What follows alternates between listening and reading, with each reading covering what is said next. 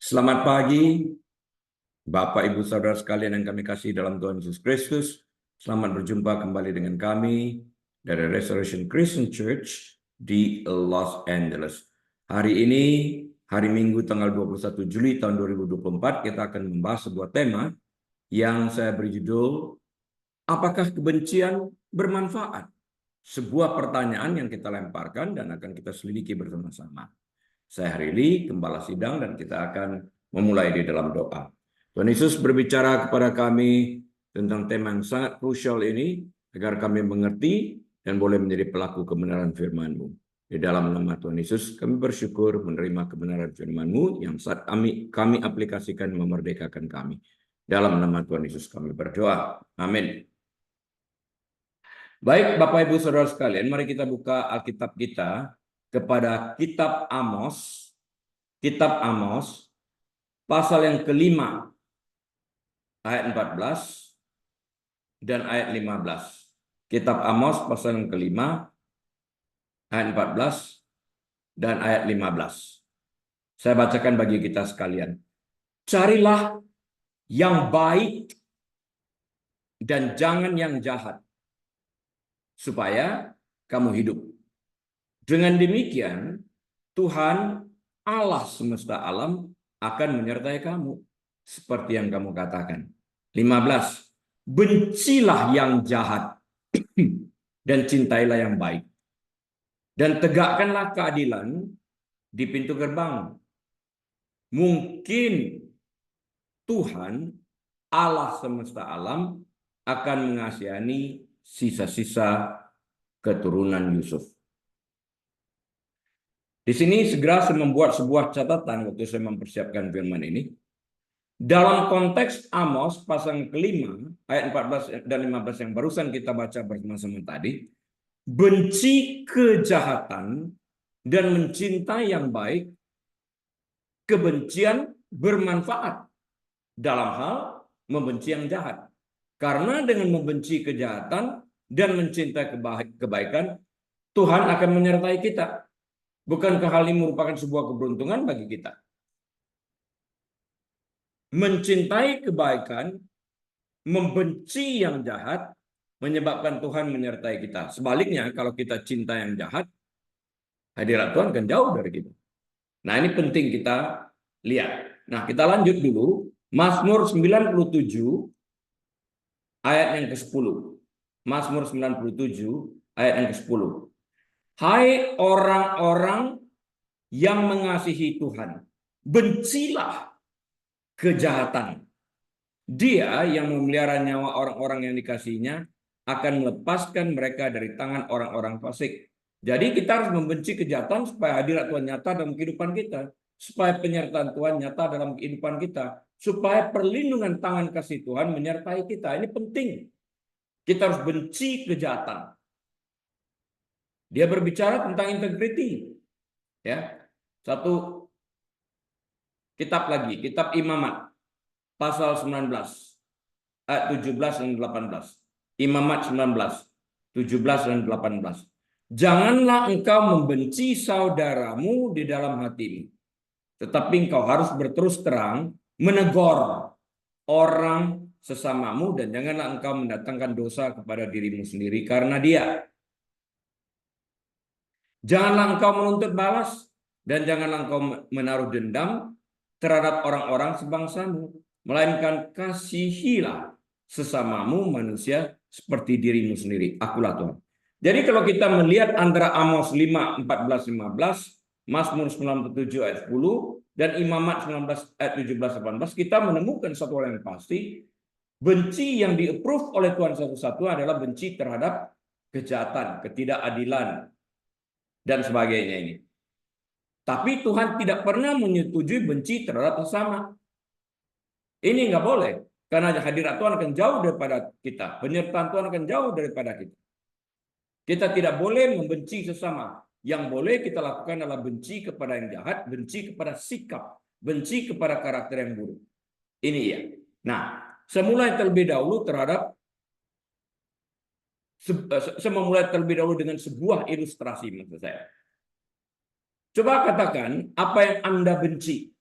Coba katakan apa yang Anda benci. Maka saya dapat mengatakan kepada Anda orangnya seperti apa.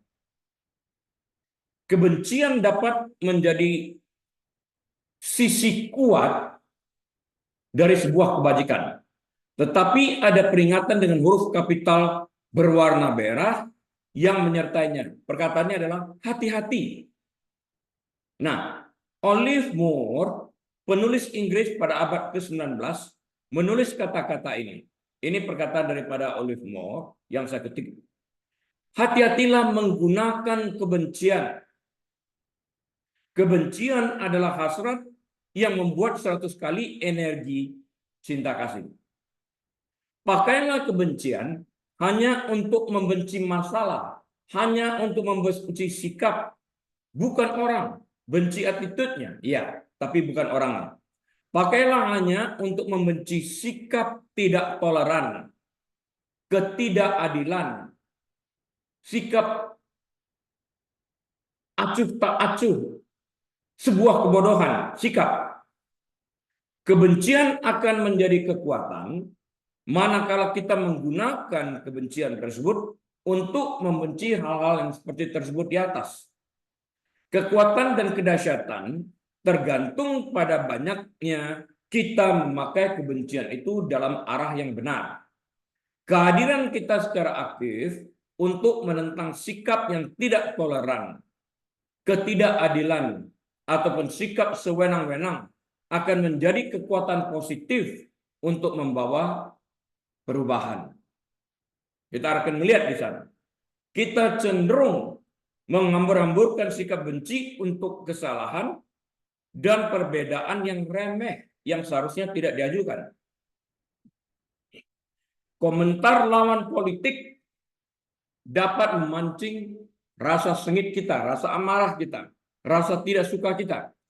Surat bernada marah untuk editor sering membesar-besarkan hal-hal remeh karena penyakit kebencian kita salah sasaran. Menjelang pemilihan umum di Amerika ini kita lihat ini.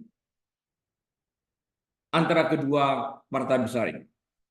Gereja, rumah tangga, bahkan negara menjadi retak dan pecah ketika kebencian diarahkan kepada orang-orang, bukan pada kekuatan di sekitar kita yang menghancurkan kehidupan dan harapan. Seharusnya kebencian diarahkan kepada sikap adu domba. Kebencian harus diarahkan kepada sikap memecah belah, kepada sikap memfitnah, kepada sikap yang berbohong untuk mencari keuntungan pribadi. Attitude-nya, karakternya, ini yang harus dibenci dan harus dirubah. Mengapa? Karena benci kepada orang tidak pernah akan menyelesaikan masalah. Karena mata hati kita tertuju pada orangnya dan bukan pada penyelesaian masalahnya. Karena itu sikap rasa benci ini karena mata kita tertuju kepada orang akan makin bertambah. Rasa tidak suka kita akan makin bertambah. Lihat antara Kain dan Abel. Bencinya bertambah. Persembahan Abel diterima, Kain tidak. Cemburu, sakit hati, marah, meluap, dinasihatkan jangan rubah isi hatimu, ditolak oleh Kain walaupun Tuhan sendiri yang berbicara. Dia bunuh akhirnya adiknya. Apakah masalahnya selesai? Tidak. Ketakutan muncul. Ini dia. Orang terlalu singkat dalam berpikir, terburu-buru di dalam mengambil keputusan, hanya karena mendengar sepihak, hanya karena mendengar apa kata orang. Karena hasutan, benci kepada orang tersebut tanpa alasan muncul, dan kemudian menyesal di belakang hari. Terlambat. Kalau orang itu dibunuh, bagaimana penyelesaiannya? Seperti Kain dengan Habel.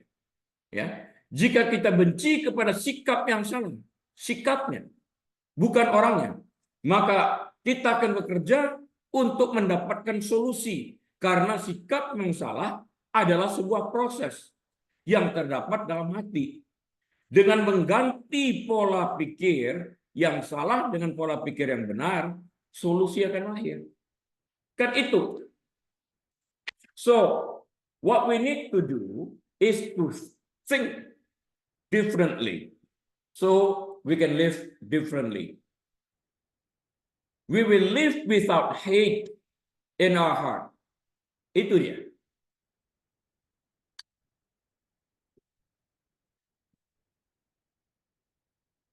Kesalahan pola berpikir kita karena persepsi asumsi yang salah. Menimbulkan rasa benci yang seringkali tidak beralasan kalau kita mau berhenti sejenak dan memikirkan ini.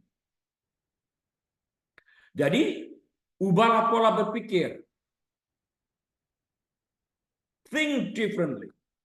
Revisit again your thought. Pikirkan kembali, kenapa kita berpikir seperti itu? Ubah pola pikir yang salah. Maka sikap kita dalam hidup ini pun akan berubah. Kita akan hidup tanpa kebencian di hati kita. Karena prosesnya ini yang membawa kita kepada kebencian tersebut, kita hentikan. Jangan sampai hanya karena akuarium diisi orang racun, kita bunuh ikannya. Jangan. Akuariumnya yang kita bersihkan. Pikiran kita yang kita bersihkan dari segala rasa benci tersebut. Ini akan membuahkan sesuatu hasil yang lebih jauh lebih baik. Jika kebencian diarahkan pada masalah yang ada, maka solusi akan dihasilkan. Namun jika kebencian diarahkan pada orang ataupun pada kelompok tertentu, maka perpecahan akan muncul dan pertikaian tidak dapat dihindari. Masalah tidak terselesaikan karena tidak ada solusinya. Masalah malahan makin bertambah ruwet, dibakar lagi dari luar. Dan kita termakan oleh hasutan. Karena itu hendaklah kita cepat mendengar terhadap hal-hal yang benar dan positif firman Tuhan. Namun kita harus lambat di dalam berkata-kata. Artinya kita harus memiliki kemampuan untuk menganalisa apa yang kita dengar. Apa yang kita dengar harus kita mengertikan dan kita analisakan agar kita tidak terjebak di dalam hasutan yang tidak bermoral. Nah, sehingga suasana dapat diteduhkan dan pikiran kita dapat diarahkan pada solusi masalah yang ada secara positif. Kan saya mengajarkan 3C. Kita harus diam di dalam konteks pembicaraan yang ada, dalam konteks bacaan yang ada, dalam konteks apa yang kita lihat dan kita dengar. Dan kita harus diam di dalam konteks itu, mengerti konteksnya, baru kita dapat menganalisakannya. Kemudian kita aplikasikan apa yang kita mengerti, formula-formula ini, dan kita lihat hasilnya. Itu penting banget. Level-level ini harus terjadi di dalam kehidupan kita.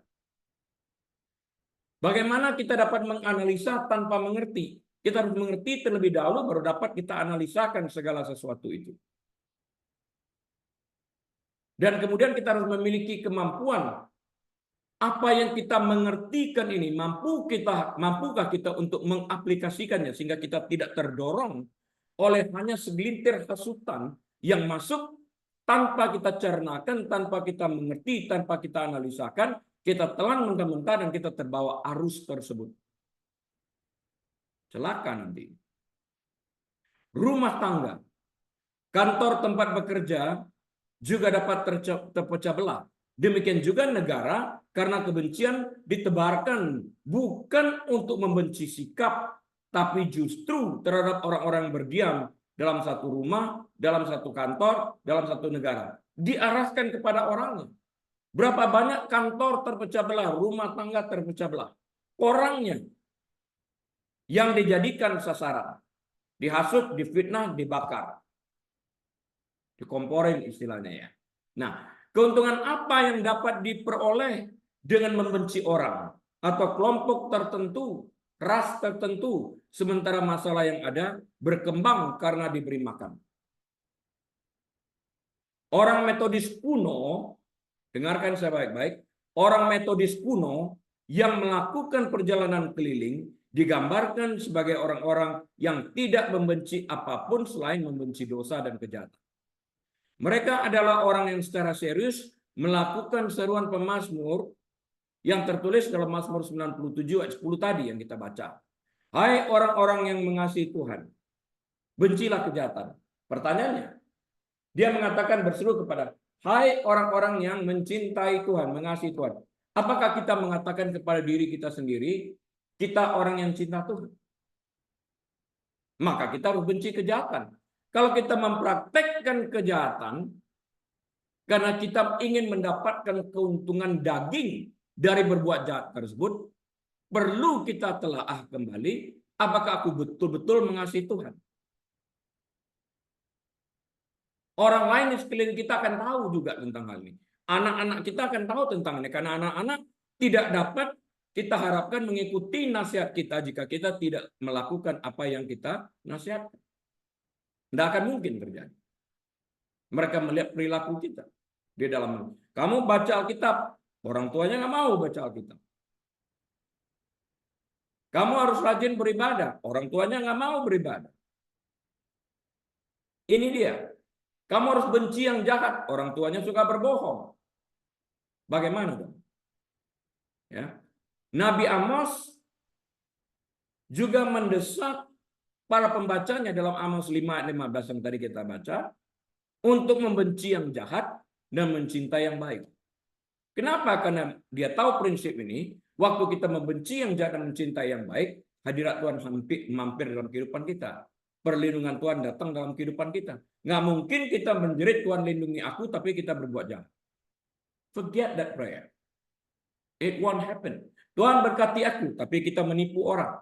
Di Amerika kan banyak loophole daripada law, hukum-hukum yang ada. Kita menipu, tapi kita minta diberkati. It doesn't work. Nggak akan terjadi hal yang seperti demikian. Jika Anda tidak bisa membenci yang jahat, maka Anda tidak bisa mencintai yang baik. Tadi kan dikatakan bencilah yang jahat, cintai yang baik. Kalau nggak bisa benci yang jahat, bagaimana mencintai yang baik? Bagaimana mengharapkan hadirat Tuhan? Ini tadi ayat-ayatnya kita baca. Bagaimana kita mengharapkan perlindungan Tuhan, penyertaan Tuhan? Nggak akan terjadi.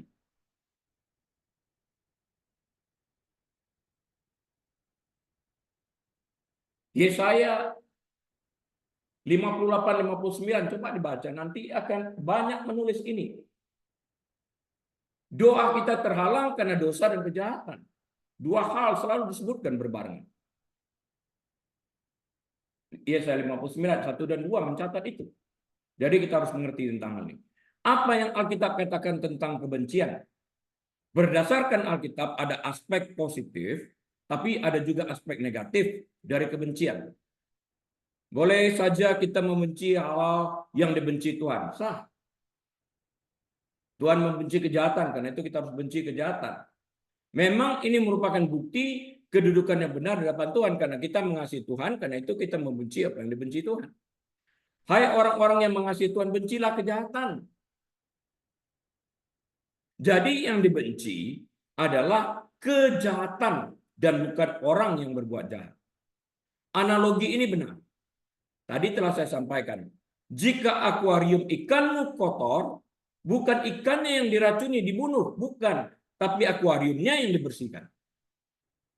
Jika seseorang berbuat jahat, bukan orangnya yang dibunuh, tapi sikap dan karakternya yang harus diperbaiki. Apa gunanya orang yang berbuat jahat tersebut dibunuh? Dan ia mati dalam kejahatannya, ia mati dalam dosanya.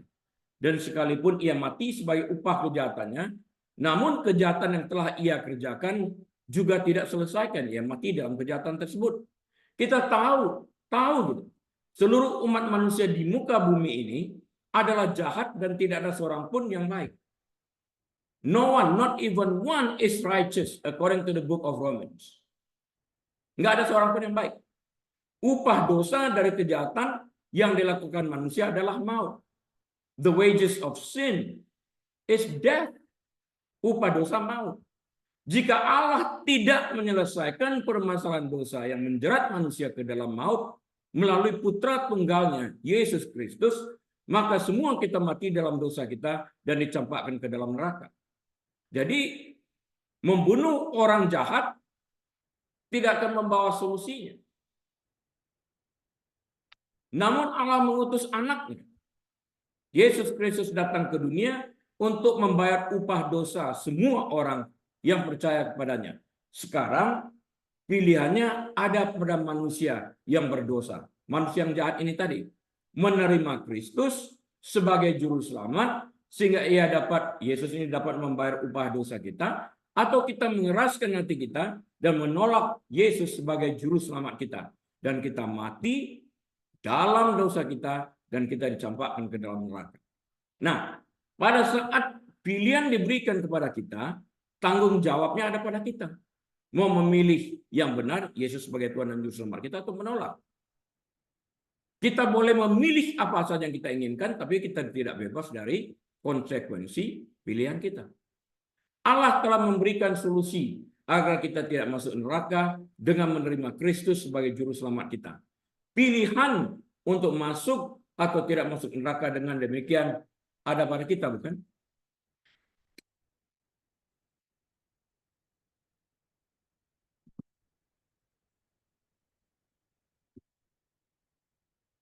Berapa banyak daging orang berbicara, kalau Tuhan itu baik. Apa maksudnya kalau Tuhan itu baik?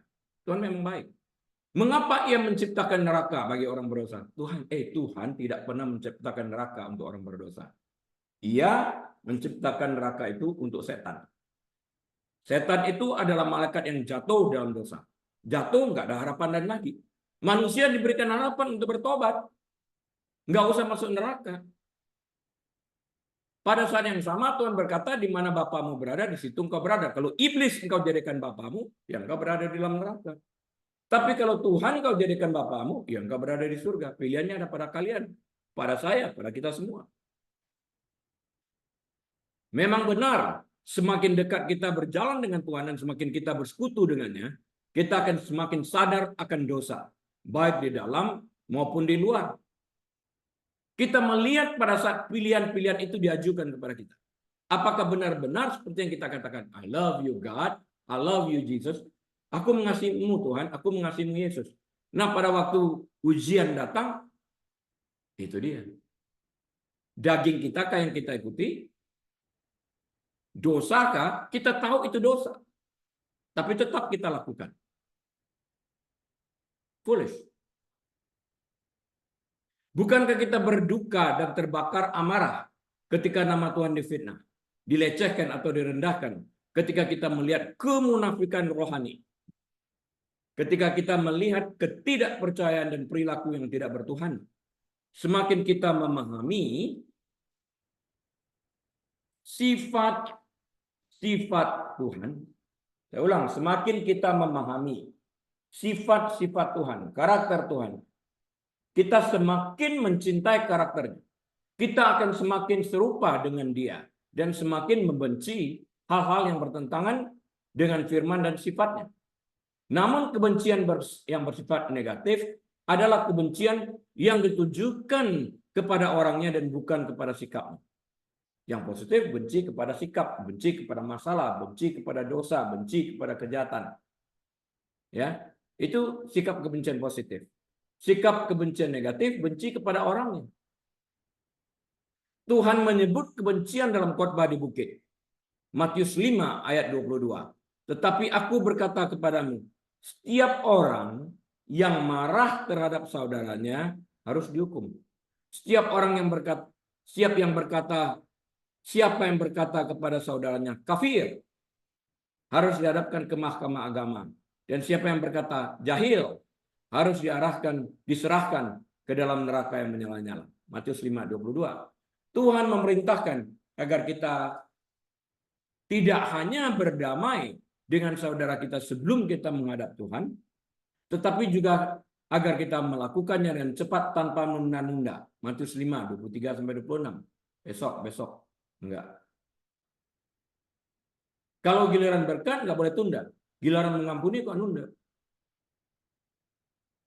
Sama, harus segera. Jika seorang membunuh, tindakan pembunuhan itu harus dikutuk. Tindakannya tidak dapat dibenarkan. Dan si pembunuh juga harus membayar konsekuensi akibat daripada tindakannya mengambil nyawa orang. Ya harus dihukum. Namun kebencian adalah dosa hati. Kebencian apapun adalah tindakan pembunuhan di mata Tuhan, yang karenanya keadilan akan dituntut. Mungkin bukan dalam kehidupan ini, melainkan pada saat penghakiman. Begitu kejamnya posisi kebencian di hadapan Tuhan, sehingga orang yang membenci dikatakan berjalan dalam kegelapan, bukan dalam terang. Yang paling buruk adalah seseorang yang tetap mengaku bahwa Yesus yang adalah sumber segala kebaikan adalah Tuhannya, namun tetap bermusuhan dengan saudaranya, benci, dendam, sakit hati, makian, kata-kata kutukan dan sebagainya. Omongan yang tadi dia katakan aku cinta Tuhan itu omong kosong. Kitab suci menyatakan bahwa orang seperti itu adalah seorang pendusta. 1 Yohanes 4 ayat 20. Bagaimana mungkin ia mengasihi Tuhan yang tidak dapat dilihat, tidak dapat dirabanya, tapi dia benci kepada sesama manusia yang dapat dilihat dan dapat dirabanya, dapat berkomunikasi, dapat ditatap dan sebagainya. Kebohongan. Dan ia mungkin dapat membodohi manusia, tetapi bukan Allah. Banyak ahli politik demikian kan? Berapa banyak orang beriman yang hidup selama bertahun-tahun dengan berpura-pura bahwa semuanya baik-baik saja. Bahkan dalam penampilan dari luar ia kelihatan hidup dalam damai. Namun pada akhirnya ternyata ia hidup dalam kebencian, hidup dalam kepahitan. Karena ia menendam rasa permusuhan, rasa kebencian, rasa kepahitan terhadap rekan seimannya, atau bahkan terhadap anggota keluarganya sendiri. Nah, ini kan sesuatu yang tidak baik. Kebencian terhadap sesama adalah racun yang menghancurkan kita dari dalam, karena berasal dari dalam hati kita, menghasilkan kepahitan yang menggerogoti hati dan pikiran kita. Siang malam kepikiran orang itu, makan pun di atas piringnya keluar gambar orang. Lagi belajar firman Tuhan pun yang muncul gambar orang yang kita benci tersebut. Kok sampai begitu kuatnya orang tersebut mengontrol kita? Why do you allow that to happen? Inilah sebabnya kitab suci memerintahkan kita untuk tidak membiarkan akar kepahitan tumbuh di dalam hati kita.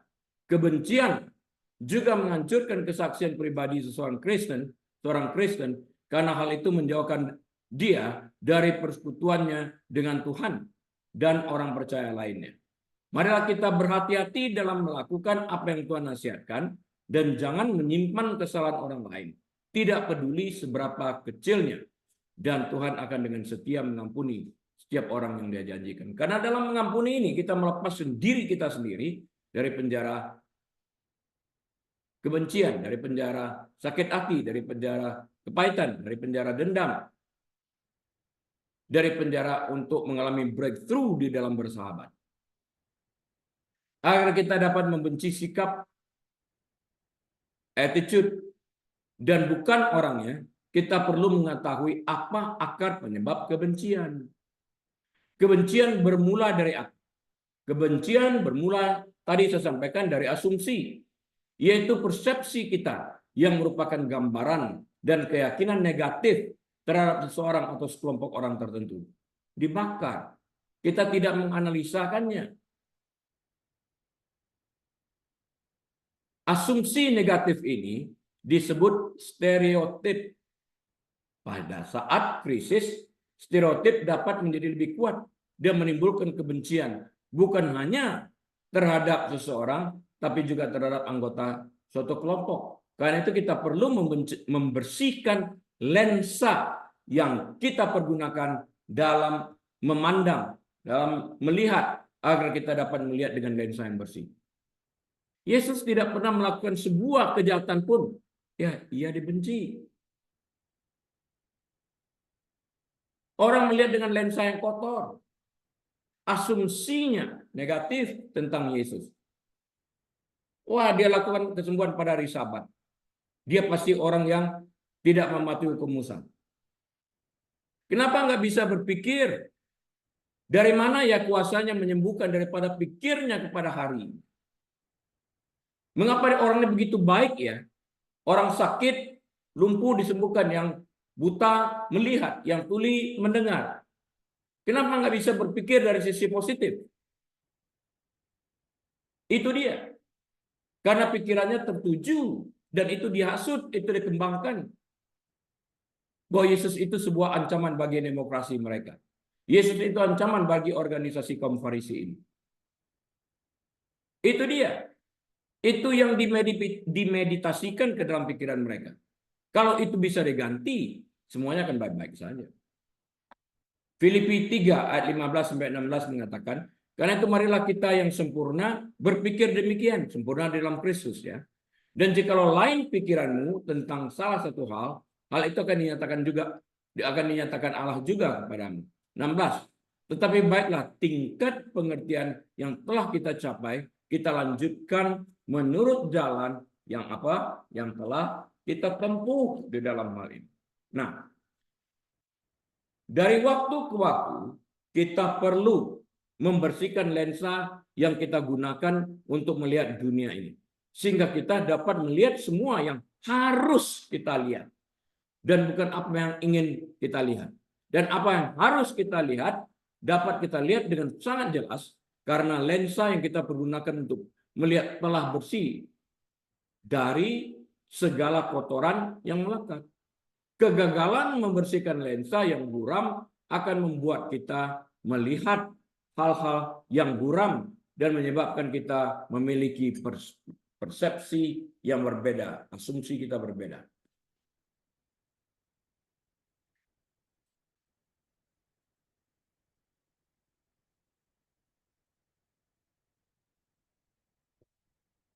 Setelah membersihkan lensa, cara pandang kita akan berubah.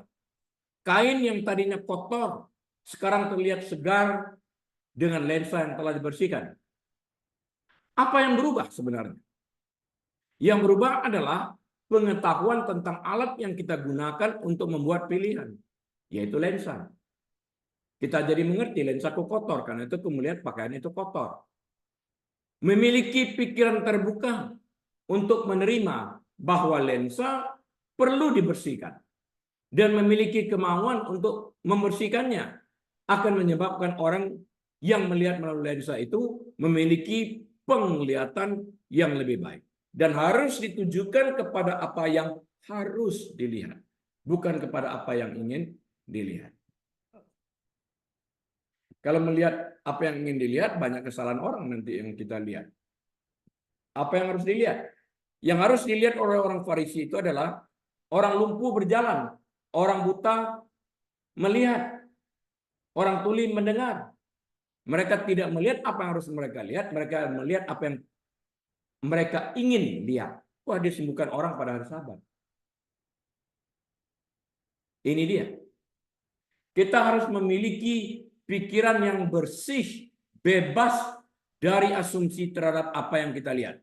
Kita harus mengerti apa yang harus kita lihat dan bukan apa yang ingin kita lihat.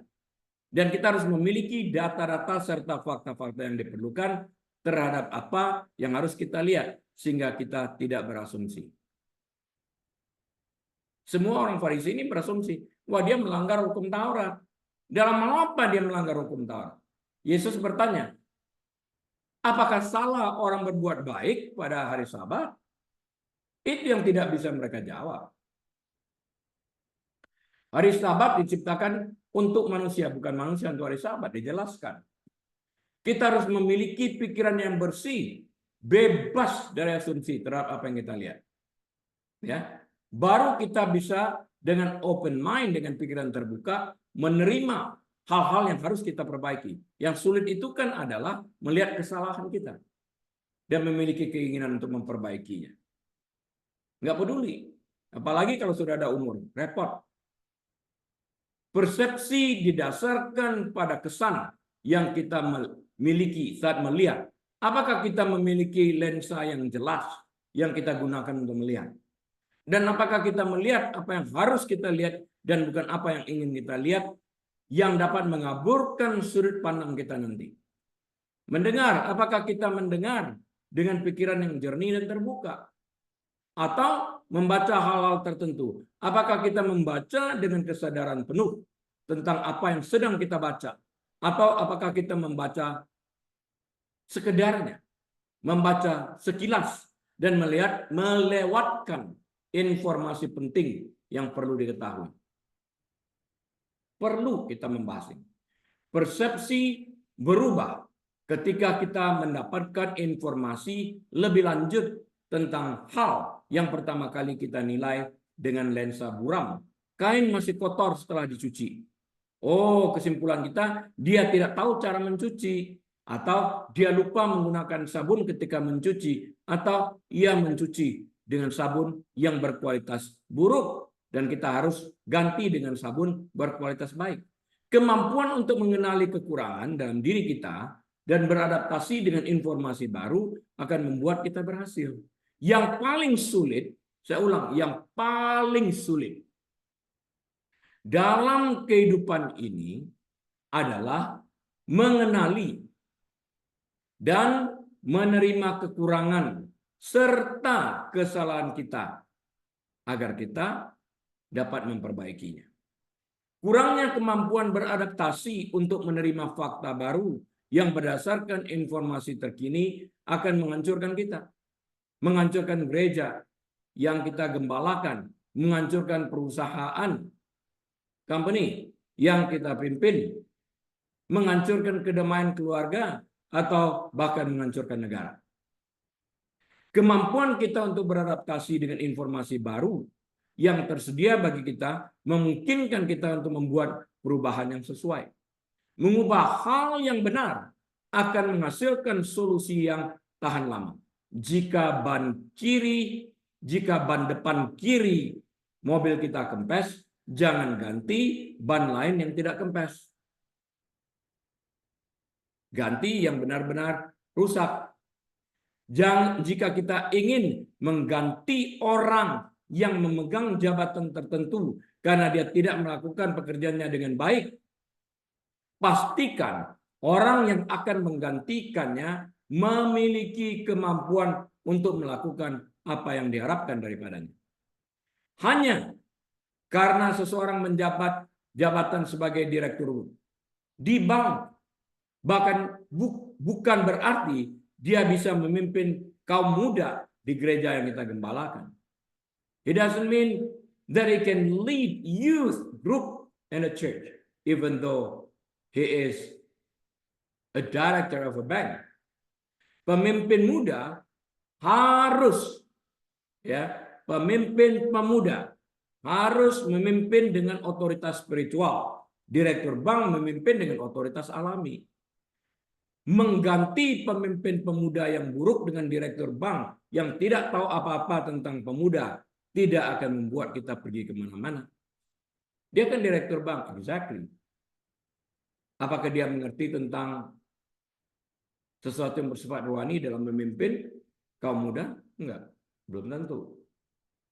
Seorang pemimpin harus berada dalam posisi untuk mengenali kemampuan orang-orang yang mereka pimpin, serta mengenali mereka yang bekerja dengan apa? Dengan integritas dan kejujuran.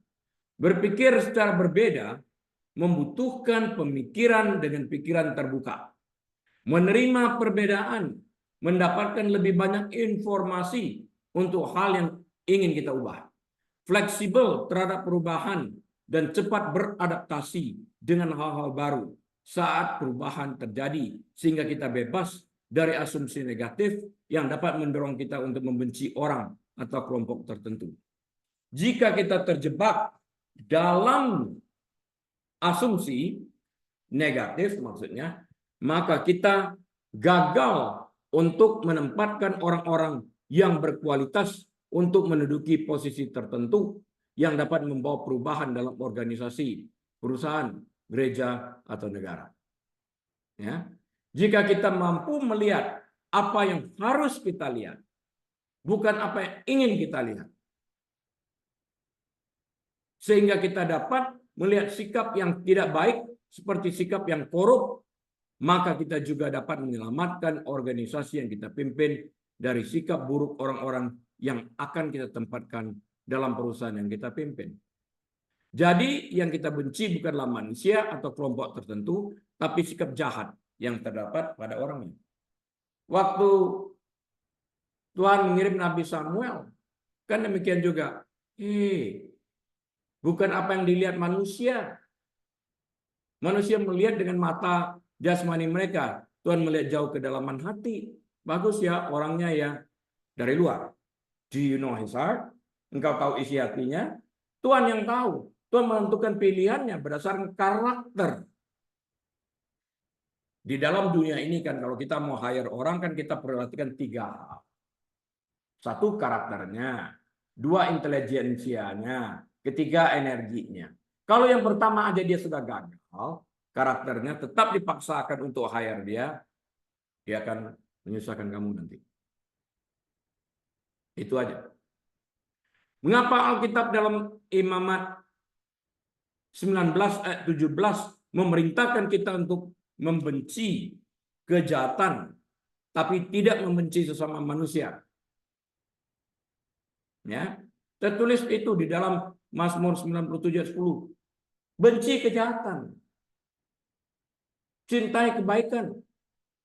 Apa yang dilihat oleh Tuhan melalui firman-Nya dalam Imamat 19:17 yang kita selaku manusia gagal untuk melihatnya. Jika kita gagal membenci kejahatan, tapi sebaliknya membenci orang yang berbuat jahat kepada kita, pengaruh negatif apa yang dapat terjadi pada hati kita? Apa yang terjadi? Untuk itu mari kita pelajari benci itu sebenarnya apa dan pengaruh apa yang dapat ditimbulkan benci. Sehingga Tuhan melarang kita untuk membenci sesama, tapi sebaliknya Tuhan menyarankan kita untuk membenci kejahatan.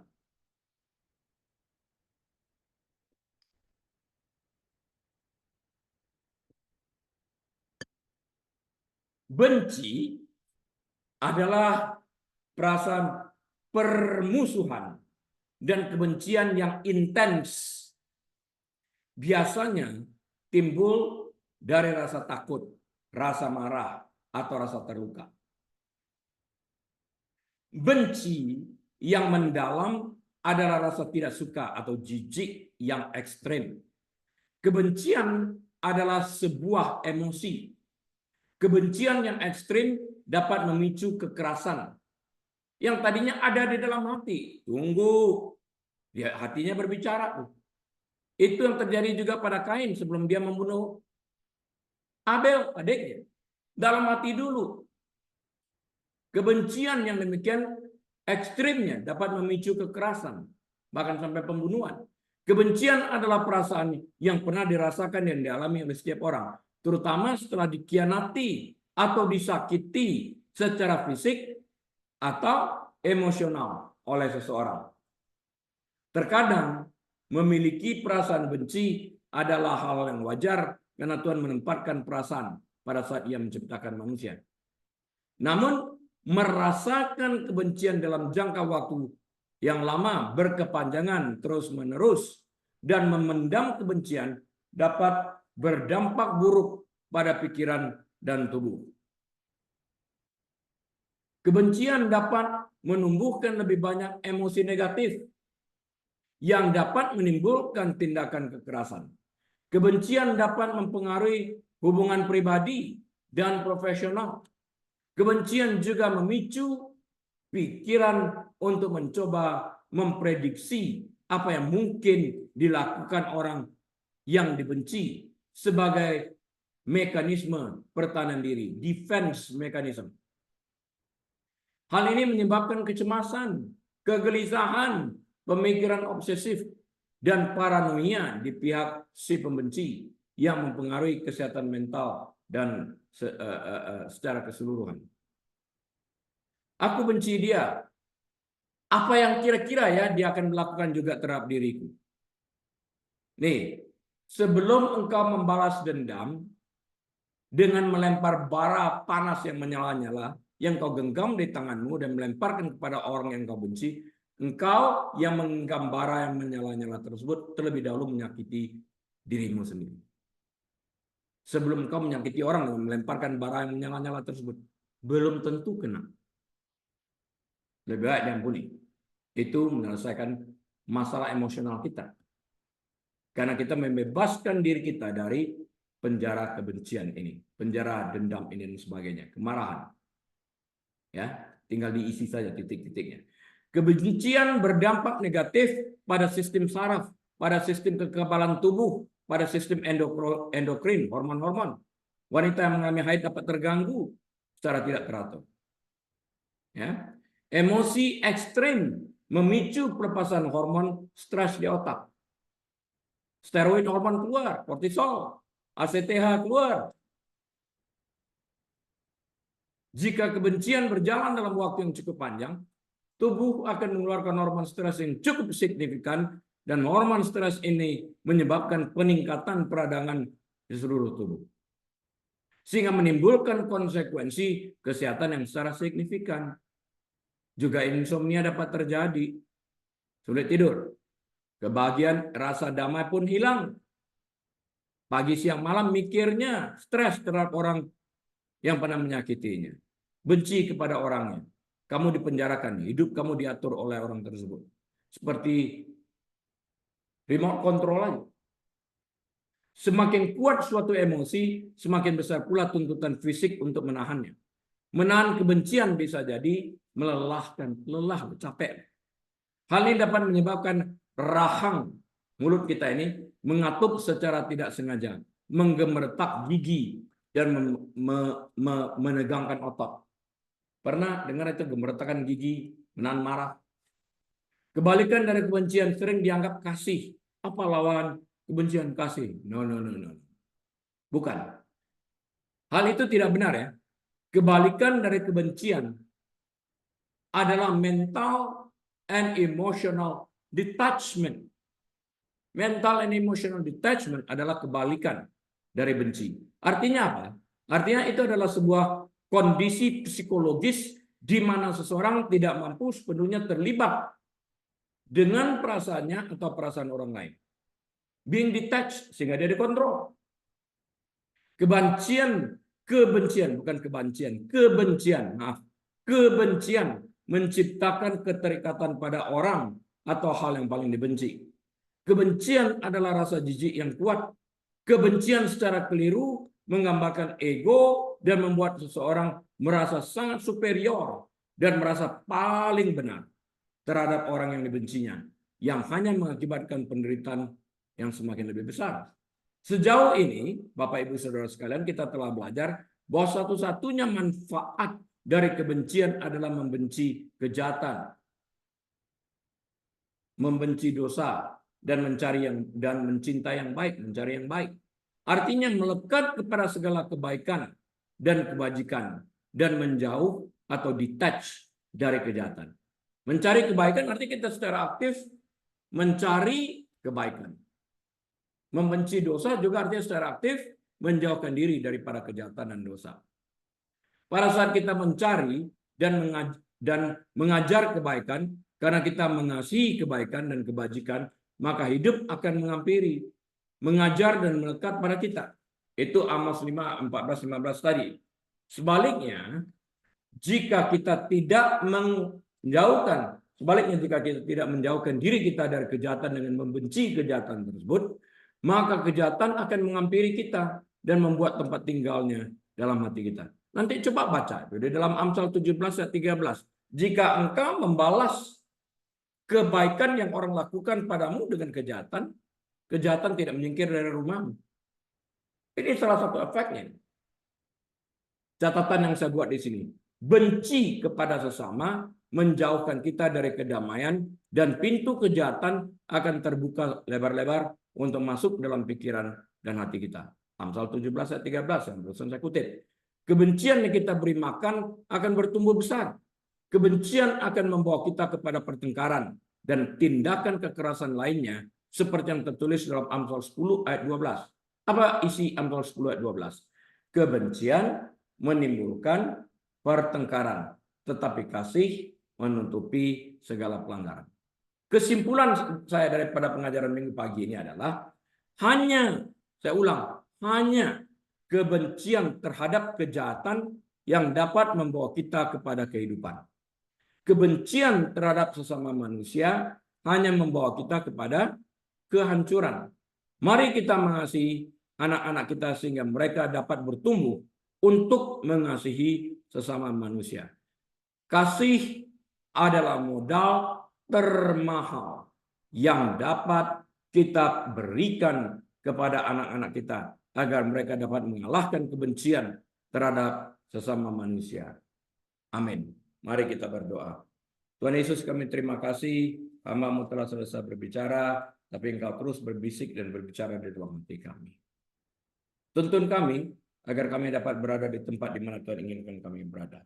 Jemaat yang dikasih Tuhan, mari kita angkat kedua tangan kita, buka pintu hati kita, terimalah berkat Tuhan. Tuhan memberkati engkau dan melindungi engkau. Tuhan menyinari engkau dengan wajahnya dan memberi engkau kasih karunia. Tuhan menghadapkan wajahnya kepadamu dan memberi engkau damai sejahtera.